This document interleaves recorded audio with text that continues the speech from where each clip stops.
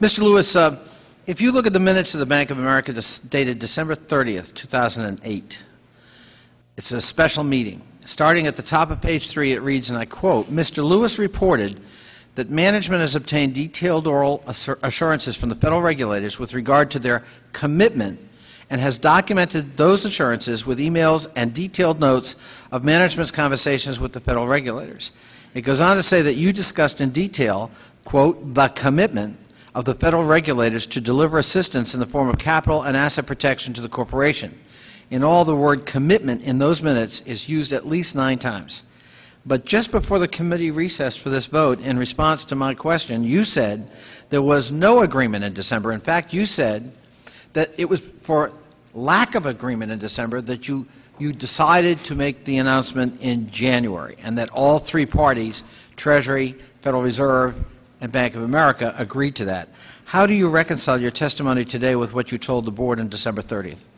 Well, we were working. We had an agreement that we would work toward a solution, but even from December 30th until the time that we signed the agreement, there was back and forth in terms of amounts, in terms of structure, and in terms of securities to be included in what was then called the wrap, and so we had an agreement for a solution, but we didn't have any kind of agreement, as I would think of as a business person. Well, what about commitment? What was your understanding of the commitment?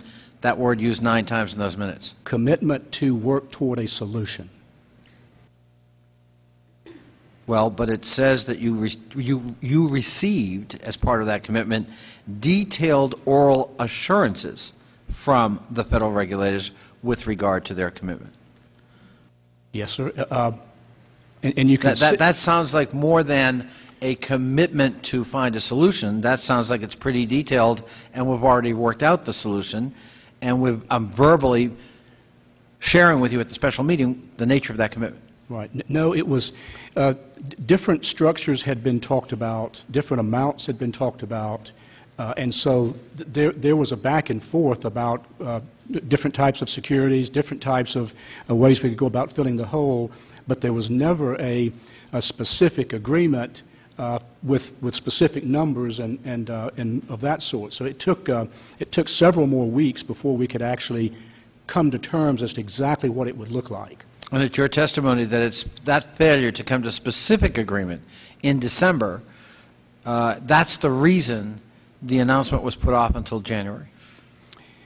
That and the desire by the Federal Reserve and the Treasury to